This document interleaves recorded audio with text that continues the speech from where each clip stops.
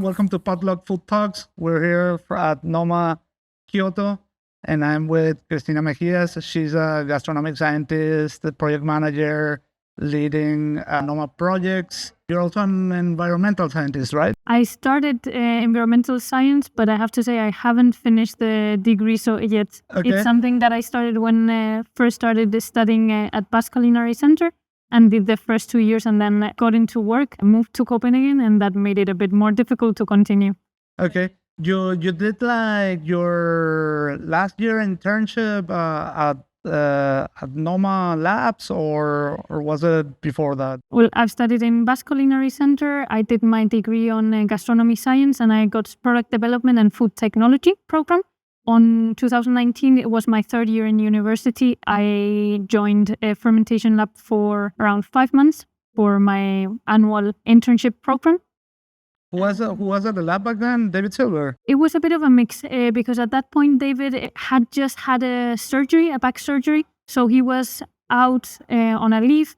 And at that point, it was mainly Jason in the lab. At least when I joined for the first 2 months, I think it was only Jason, me, and Ezio, another intern that was with us.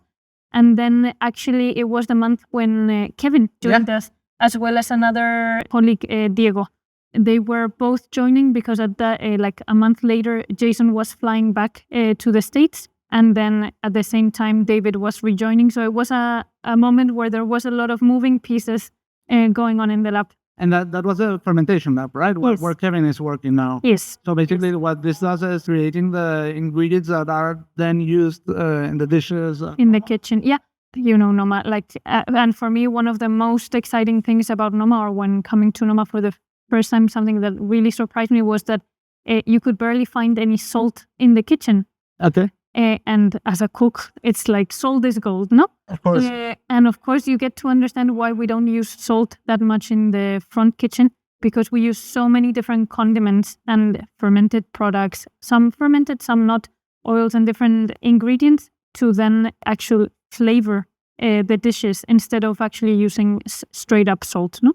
And yes, that's what Fermentation Lab focus on, no? Developing all these different condiments, sauces that then will flavor, I would say, round out all the Noma flavors on the final dishes. Yeah, I remember in the dinner, you could feel like this Japanese condiment thing across many dishes, but like probably the Koji that is used in many of the base products.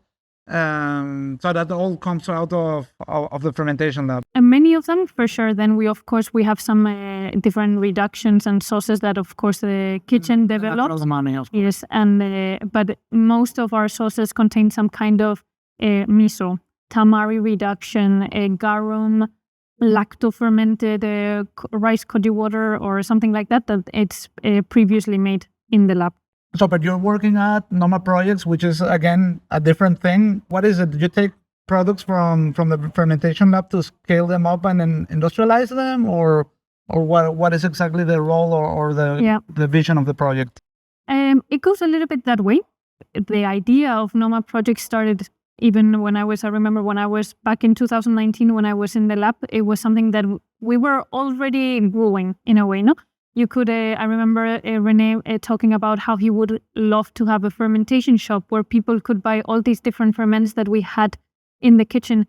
In the end, we're not inventing 1,000 or 100 different condiments that we use every menu, but we have our, let's say, cabinet of products that we have been developing over many years, that we use them in different ways across each different menu. So there's many ingredients that have been with us for the past 10 years and are still key ingredients. Like, for example, I would say mushroom garum is still one that in every single menu, almost, we can find a blackcurrant wood oil and so on. During COVID, when we had to slow down and stop the entire activity of the restaurant, I think that was one of the moments where they decided, okay, now it's actually a good time. We have time to rethink how do we want Noma Projects to be. It's still a project that we're constantly rethinking and shaping in many different ways, because for us, Noma Projects it's kind of a funnel to launch new projects that are coming out of Noma. we are scaling up many different ferments, but as well, we're also bringing up to life products that might not be fermented. No? There are definitely a lot of new projects coming up. But for example, I mean, throughout these last years, we started launching mushroom garum, which was a completely unknown product. And again, a very risky choice. No one really knows what to expect when buying a mushroom garum. Of course. How is it going to taste? Yeah. How can I use it? Because no one really has ever bought a garum before, no? And from there, we then went with rose vinegar, another like key ingredient we have been using throughout many different seasons. A blackcurrant wood oil for the foraged vinaigrette. Dashi reduction was a product that was actually developed during our pop-up in Japan last year, and that was then launched as a way to share a little bit of our experience in Japan with the rest of the world, with those that cannot make it to the restaurant every season. It's very vegetable-oriented, isn't it? In a way, for sure. We are not, I mean, it's like Noma, we're not a vegan company, but we love to work with plants. Yeah, I mean, is that like the epicenter of the new Nordic movement, which is very vegetable-driven? So for us, definitely vegetables, herbs, plants, flowers, they have a really key and important role. Even seaweeds. Seaweeds have become more and more a key ingredient in our menu.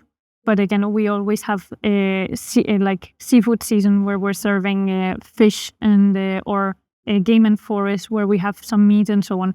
But what Noma Projects definitely wants to promote is, or what the key message from René was when we started launching Noma Projects was, we want to share all these ingredients that help us make our food in the restaurant so tasty, so that other people can make the easiest way possible really tasty food at home. And hopefully, well, his dream would be that everyone would eat more plant-based or have a more variety diet.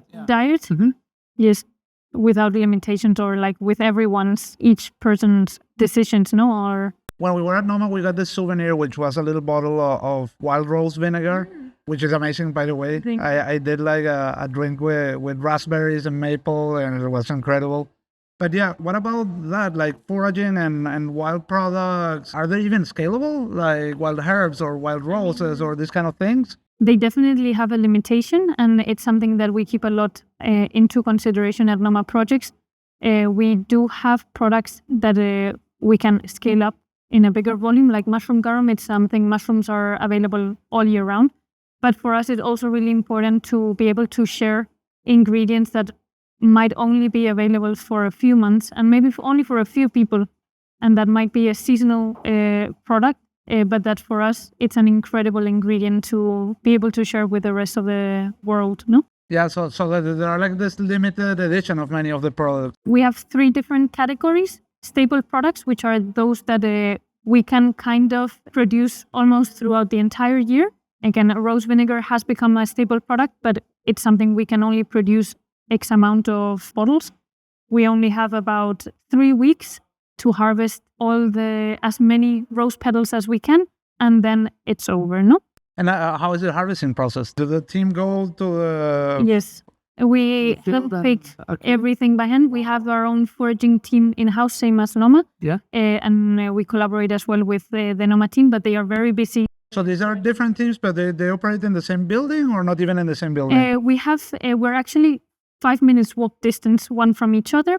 I would say we have different departments within the 2 companies, and we need to collaborate very much in between projects. For example, even with the test kitchen or with maybe someone, for example, this year we had Mario, one of the Fermentation Lab team, developed a barbecue sauce. This means that throughout the production process, he's a key member on like helping out scale up this recipe that he has developed, So it means that maybe for a period of time, then he's coming and checking and participating alongside our production team at Noma Projects on the scaling of a product he has developed, and so on with all the different products and different team members of the... Okay, and also the other restaurants like POPL, they also use Noma Project products? Yes, for sure. Yes, POPL is also using many of our ingredients. I mean, I think something that it's essential for us, and because not only we sell the products on bottles, whenever we produce a product, it means the same product that is being bottled, it's the one that is served in the restaurant as well.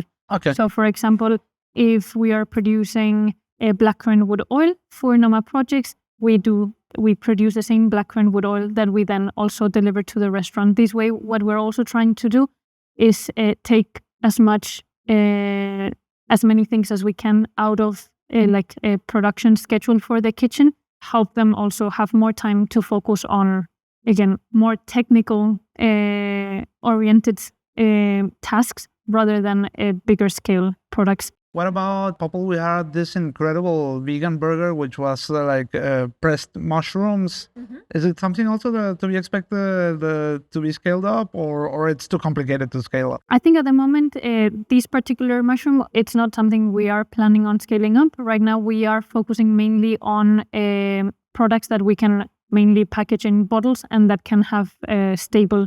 So we're not thinking, at least for the time being, because many projects and many ideas come up like every 3 to 6 months. But at the time being, it's the confit mushroom is not something we are considering. Amazing. And now what's your role? You're a project manager? I am in charge of everything that has to do with actually launching a product. Okay. My title right now, it's Head of Production and Development. The way we work is sometimes maybe either René comes up with a product or a concept that he wants to work with, or maybe we lay out the calendar. As I was talking before, we have 3 different categories. We have the staple products, which are usually products we have been producing now for the past 2 years. We have seasonal launches, and then we also have TasteBud subscription. TasteBud subscription is a platform where at the beginning, the way it started was we needed a place, or we needed a group of people that could test our ingredients before actually launching a product. Okay. Because one of the biggest challenges, again, is that many people don't know what a garum is or a kelp salt. Or how to use it. Exactly. So we needed a platform where we could share all the different crazy ideas we wanted to launch and get them kind of approved by a group of people, in a way, and get their feedback and understand, okay, what are the challenges? Because in many times for us, we have been working with these ingredients, with these flavors for a long time. The chefs know how to use a tamari, and what happens if you put it in a pan versus if you not. And that's not something that it's so obvious, no? When we launch it to regular consumers, no? So we needed, again, this platform to collect as much feedback as we could and then understand, okay, which products are TasteBud's favorites? What are the issues regarding this product? Okay, maybe people don't know how to use it, or is it that the name is confusing, or maybe they don't think it's tasty? Yes, of course. Like you say mushroom garum or plum tamari, and people will go what is that? How is it going to taste? Exactly. How am I even going to use it? No? And how does it work? You get a kit by mail and you taste it and you give feedback, or? Well, TasteBuds have been changing from year to year. It's a program where you get 4 deliveries a year, 1 package every 3 months, and you get between 3 to 4 products on each package. They are usually full-size products, and then you have a link to a complete different portal where you can get some information about how to use the products, how we use them, where did they even come from. So, and I guess the profiles for this are regular home cooks, not professional chefs. No, not usually. I mean, we do have some chefs, of course. It's not something we are closing up. We are opening up the subscription, and whoever wants can join it. I would say that the TasteBuds group is usually, I would say, foodies or people that are somehow connected to the food industry. And only Denmark, or? Almost the entire world, but we have certain countries that we're not shipping at. So it's mainly US right now that we're shipping. I think Canada, Australia, Europe, Norway, and Japan that we're shipping. Yeah. Oh, nice. In Japan as well. Nice. Yes. Well, there's an incredible fermentation culture here. We visited a white tamari brewery, and it was mind-blowing. For us, and in many ways, whenever we develop different ingredients, it's very much always looking into traditions and trying to, I think it was almost 10 years ago, or even more probably, that René came to Japan for the first time and spend some time actually learning from the culture, the restaurant, the cooking techniques and so on, and bringing it back to the restaurant, no? And for us, whenever we develop a new product, or even like if we look back at our misos, it's always inspired in different traditions and like understanding, okay, how is miso made here in Japan? And okay, how can we extrapolate these to our Nordic ingredients? And how can we then maybe tweak a little bit to what Noma's flavors not taste like? Because, for example, if we take a miso, of course, misos here are mainly made with soybeans. In Denmark, we don't have that many soybeans, so we're mainly using split peas. In Noma, we don't usually work with a lot of salt content. René really prefers lower salty and not so salty products and not very sweet products. So whenever we developed our misos and so on, it was a lot about also seeing, okay, how can we tweak all these different things so that it follows a traditional method, but as well meets up these like Noma flavor profiles, no, that we usually work with. Our misos, for example, they tend to be less sweet, a little bit less salty, and as well a little bit more acidic than traditional misos, no? But same as with misos, whenever we've been looking into teas, it's not something we are making up or we're inventing a new thing, but we are looking backwards at, okay, how different traditions are producing or working with these different techniques and how can we apply them to our Nordic ingredients, no? You mentioned teas. Is that also something that Noma Projects is going into, like alternative teas with other kinds? It's something that we are definitely serving in the restaurant. It's something we've been exploring over the past year, and we actually launched a small TasteBud project with a tea sample. I think it was last year. Again, for us, it's about exploring many different things right now. And for Noma Projects, seeing, okay, we are just getting started. I don't know. We don't know yet which are the products that people love the most and can make the most use of, no? So right now, again, TasteBud, it's this platform where we are throwing in as many different concepts and trying to understand, okay, this one that we didn't expect, it seems to work really well. Or maybe like we even had a lot of products that we love, and we thought, okay, this one is the one. We're going to share it with TasteBud. And then we get the feedback that, okay, maybe they don't know how to use it or they don't really understand the flavor. I remember on the first TasteBud subscription, we shared these black garlic candies. It was something that we love, black garlic. And it's these really fruity, of course, it's a garlic-based acidic product. We shared it in one of our first TasteBud, and I remember we launched this product thinking it was going to be something people would love, and we got a lot of feedback of this is not a candy, like it is not sweet enough, or like, so we definitely get surprised in many ways by the feedback that we get from our consumers, and sometimes our favorite products end up not being their favorite, and maybe the one we didn't expect ends up... Yeah, I guess that happens a lot also in the music, that the musicians, the one they think is going to be the hit, it's not, and the one they never thought that's the one. We had an incredible non-alcoholic pairing at Noma. Is that also something you're thinking about to scale up? I mean, it's definitely a dream, because we love the non-alcoholic pairing, and we love all the teas that goes into it. Is a really complex product, and also the thing that makes so special our juice pairing right now in the restaurant is that it's made daily. So it is definitely something that we are thinking of, okay, how could we share in some way different things or different sprinkles of our juice pairing in a way that for us, it's really important to make sure that whatever product we share, it meets Noma's standard.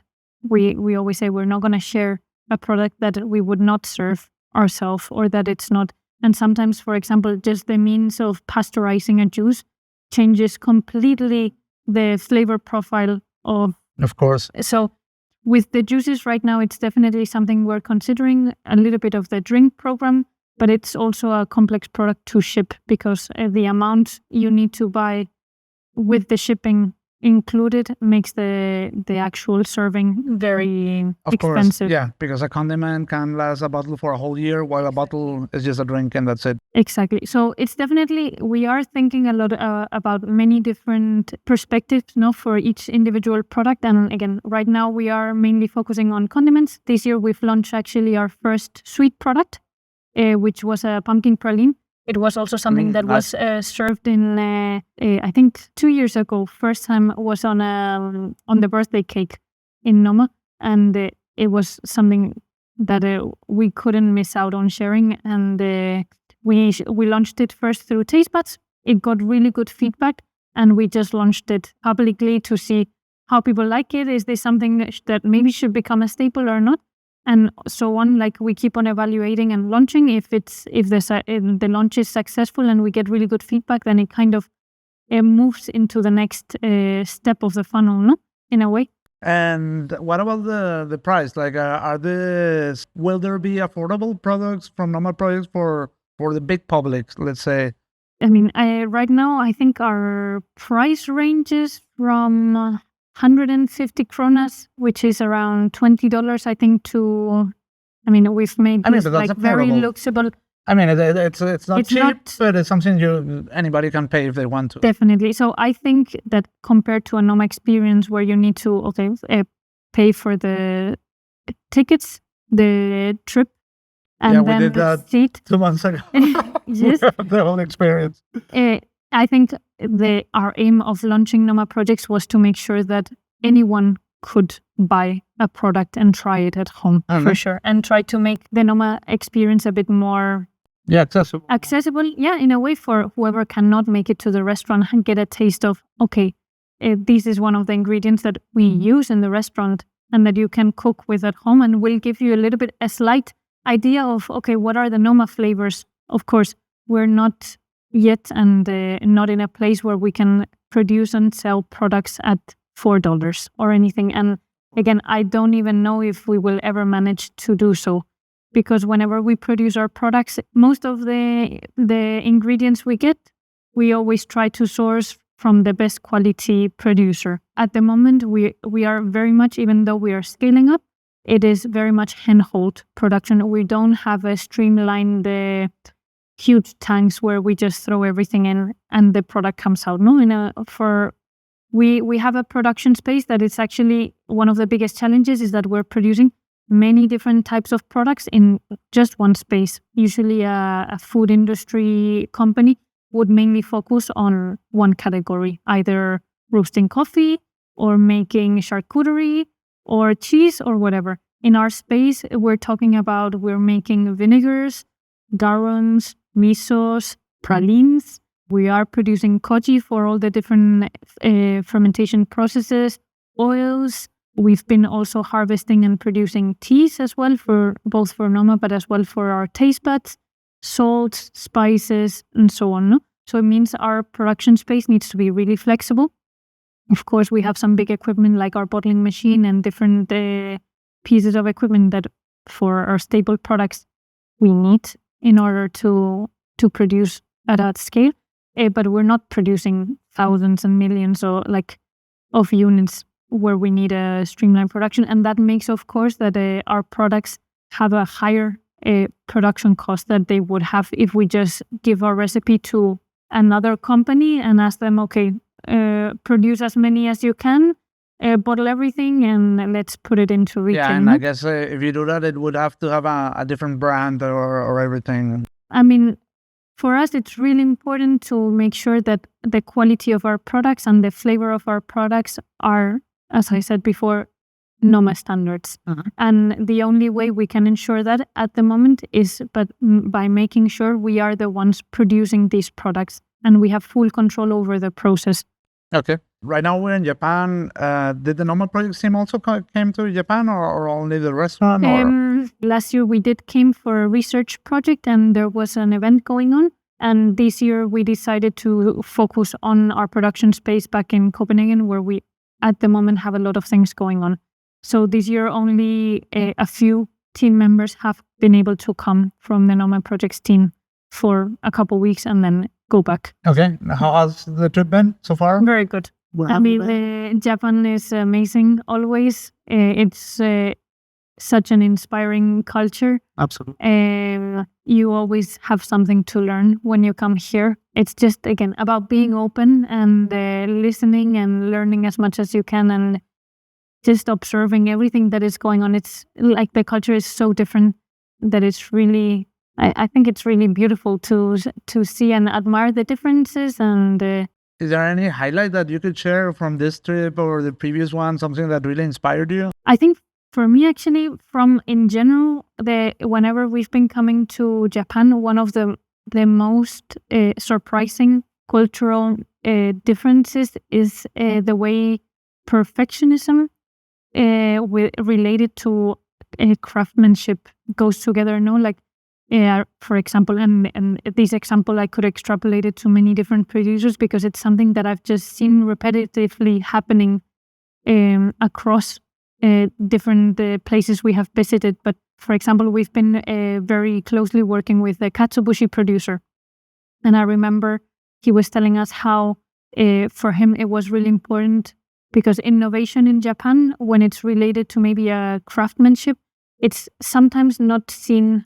It's very taboo, right? Like, Exactly. you don't touch the sacred katsuobushi. Or innovating or changing something from the process, it's sometimes seen as a negative aspect. And we've even seen it in, we had this tea producer that stopped working with pesticides.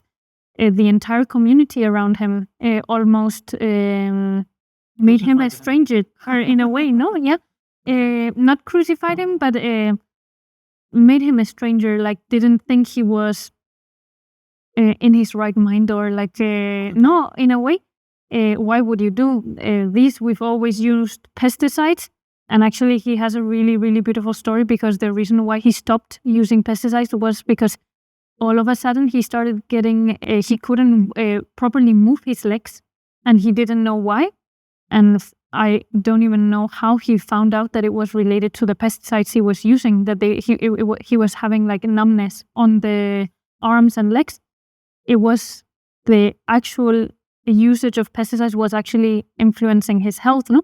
And he stopped using pesticides because of that, and then made up a philosophy around. I remember he was telling us, right, and now I don't remember, there's this martial art that he really loved, and that he would extrapolate the principles of this martial art to the way he was cutting the plants, or like, so it was really, really beautiful how he then took his own philosophy and put it into the way he was farming, producing the tea, and so on. And the same we've seen with many different producers. As I said, for me, that was one of the most shocking things, no? Like to see again how this katsuobushi guy, he was telling us, before I innovate, I need to make sure I make the best katsuobushi. And he actually got an award for best, I don't know what year, but best katsuobushi from Japan. And then out of there, then he considered, okay, now I've demonstrated that I can produce it traditionally the best way. It's like Picasso, like he first proved that he was like a great classic trained painter before he started making crazy children paintings and everything. And with him, I remember we started this collaboration. Thomas, one of our team, he started collaborating with him on saying, okay, how can we now apply katsuobushi making into plant-based and doing tomato bushi, pumpkin bushi, corn, like all kinds of vegetables. And I remember he was telling us he would need to keep it hidden from his family so that they won't see it. And actually, I think his dad found it one day and thought it was fish that was rottening, and threw it all away, and they had to start over again. And now it's something that they feel very proud of. And I know he's mentioned that he's now working with insects. So it's definitely, there's definitely something really particular about like innovation and craftsmanship and tradition. Yeah, that's really interesting. Also, the degree of sensitivity. Like yesterday, we were in a sake brewery, and we had a water tasting of the water that is being used for the sake. And there was like a long conversation about the texture of the water and the softness it has. And people would take their time to talk about it and really feel it and get into it.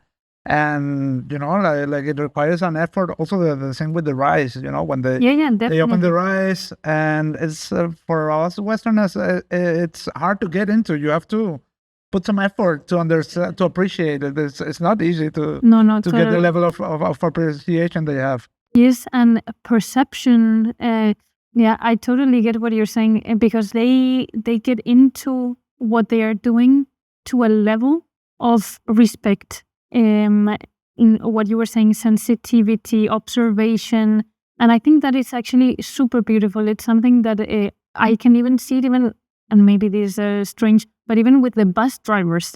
Yeah. It's about feeling so proud about the work you're doing every day and making sure you try to do it the best way possibly, and with all the proudness of your own, I don't know, task or a position or like your role in society somehow, Yes. right? Yes. Even if it is making sake, or if it is making tofu, or driving a bus every day, or cleaning the bathrooms, or it's just about making sure you do it so get so much into it. I don't know, go so much into detail, perfectionism, and so on. It's something that blows my mind every time I'm in Japan. And food-wise, do you have a highlight, something you tried that blew your mind?